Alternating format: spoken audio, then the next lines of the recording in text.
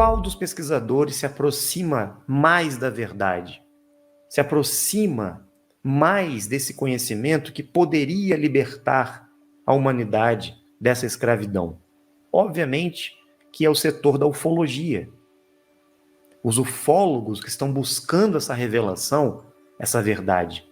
E muitos estão completamente cegos, doutrinados, aprisionados numa falsa ufologia, porque aconteceu o mesmo fenômeno com o estudo dos objetos voadores não identificados e da presença extraterrestre na Terra. Eles estão achando que os extraterrestres estão vindo de outros planetas para cá, sendo que todos os extraterrestres que esses ufólogos estão buscando provar a existência deles já estão na Terra, sempre estiveram, antes do ser humano. Então, nós somos os visitantes da Terra e os extraterrestres que eles estão procurando são moradores da Terra há milhares e milhares e milhares de anos. E ninguém compreendeu isso ainda. A Terra é muito maior do que a gente pensa. Existem muitas civilizações aqui, milhares e milhares de raças diferentes de nós, raça adâmica. Existem muitos seres aqui junto conosco, mas eles ficam realmente escondidos da humanidade. E uma destas raças extraterrestres, a mais poderosa de todas, juntamente com um grupo que atua junto com eles, controla todo o sistema Terra, todo este mundo no qual nós estamos inseridos. Eles mandam, eles controlaram e colonizaram esse sistema. São os Anunnakis e os Igigis. Eles estão aqui há milhares de anos. Nós somos apenas trabalhadores escravos desses grupos de extraterrestres. E nós viemos para a Terra depois deles. Depois. Então, de fato, se formos pesquisar na ufologia a verdade por trás dos seres verdadeiramente extraterrestres, são os dimensionais que não estão na Terra e que podem estar aqui a hora que eles quiserem, porque eles têm livre acesso. Eles são muito mais evoluídos do que nós. Não existem seres extraterrestres menos evoluídos do que nós.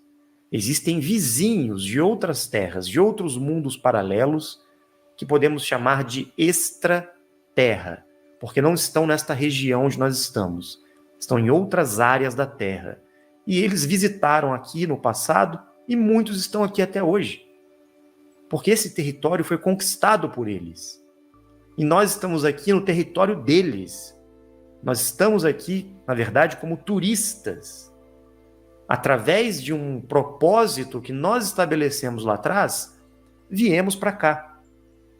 Os ufólogos estão muito incomodados com as revelações de Dáquila, porque nós trazemos a ufologia que veio para quebrar os paradigmas de toda essa manipulação do GO, porque a ufologia é uma ótima ferramenta de manipulação e controle. Eles querem enganar as pessoas porque através da ufologia seria a única saída, como eu disse, o caminho mais próximo para que as pessoas encontrassem essa revelação. Então eles deixam as pessoas perdidas atrás de discos voadores, de alienígenas, de greys, de abduções, de naves, de quedas de UFOs, né? Essas coisas que não servem para nada. Não vão provar absolutamente nada. Porque estes seres que estão aí tentando se mostrar através desses fenômenos, né, para deixar os ufólogos no entretenimento deles, são seres que já estão na Terra há muito tempo, como eu disse. Eles nunca vieram de fora, eles são daqui, de outros anéis. Então eu percebi que tem muitas pessoas atacando Dáquila, atacando Urandir, atacando todas as pesquisas, sem ter o mínimo de conhecimento e informação do que de fato acontece em Dáquila.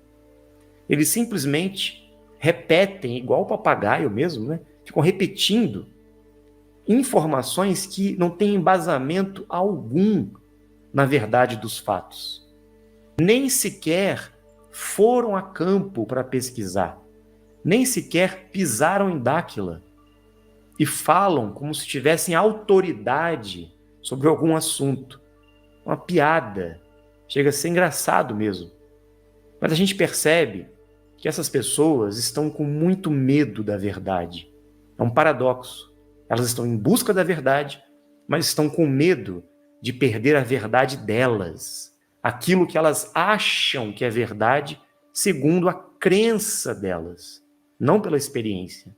Segundo a distorção que o GO trouxe para nós. Então, nós de Dáquila nunca atacamos nenhum pesquisador. O fato de nós nos defendermos significa para trazer a luz da verdade sobre a ignorância dessas pessoas. Não porque a gente precise se defender. As pessoas vão reagir sempre com essa postura que eu expliquei agora. Por quê, gente? Porque elas têm medo do desconhecido, medo de conhecer aquilo que inconscientemente elas não querem conhecer. Elas estão condicionadas a essa escravidão, como no mito da caverna de Platão, que as pessoas vivem numa caverna, iludidas ali, com as sombras, com a luz do fogo, estão sem noção da realidade.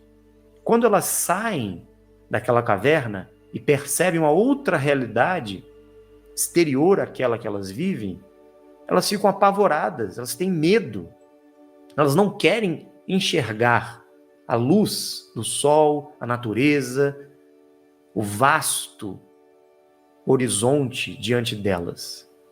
Não, elas preferem voltar para a caverna e viver na zona de conforto delas. E ai de você querer falar que lá fora é melhor do que dentro da caverna. Então a maioria dos pesquisadores, cientistas, religiosos, espiritualistas, estão nesta postura, apesar de apregoarem outras coisas. Mas eu entendo essas pessoas, porque na época que eu também estava nessa prisão, eu também pensava como elas. Mas eu tive a decência moral, ética e consciencial de buscar estas verdades por mim mesmo. Mas eu nunca desrespeitei aqueles que pensavam diferente de mim. Pelo contrário, eu sempre busquei o questionamento, eu sempre busquei a comparação, a lógica, a razão e, principalmente, a experiência, me basear no que é empiricamente comprovado. E eu não vejo isso acontecer. Recentemente, vim acompanhando um famoso ufólogo da internet chamado Edson Boaventura. Uma pessoa que parece ser do bem, uma pessoa que tem realmente muito estudo, muita pesquisa na ufologia casuística, mas desconhece totalmente a experiência direta com os nossos amigos extradimensionais. Ele pode sim conhecer todos os casos de ufologia que tiveram no Brasil, no mundo. É um grande pesquisador e nós respeitamos esses ufólogos que fazem essas pesquisas. É muito importante desvendar esses mistérios. Mas como eu acabei de explicar, infelizmente, ele e muitos estão ainda aprisionados numa ufologia que faz parte de uma agenda do próprio governo oculto.